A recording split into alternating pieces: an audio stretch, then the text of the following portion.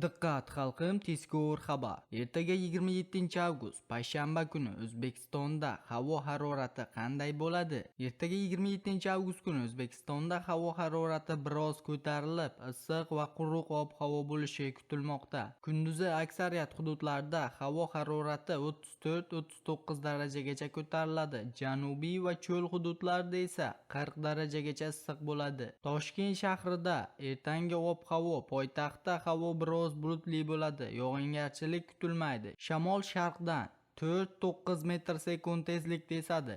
Kechasi 18-21 daraja, kunduz esa 35-37 daraja bo'ladi. Farg'ona vodiysi Andijon, Namangan, Farg'onada havo harorati kunduzi 35-38 darajagacha bo'ladi. Markaziy hududlar Samarqand, Jizzax, Sirdaryo 34-37 daraja. Buxoro va Navoiy viloyatlari 36-39 daraja. Shimoliy hududlar Qoraqalpog'iston va Xorazm 33-36 daraja. Janubiy hududlar Qashqadaryo va Surxondaryo 38-40 daraja. Sizga yetkazmoqchi bo'lgan xabarlarimiz shulardan iborat edi. Kanalimizga obuna va like tugmachasini bosib qo'yishni unutmang. Xayr, salomat bo'ling.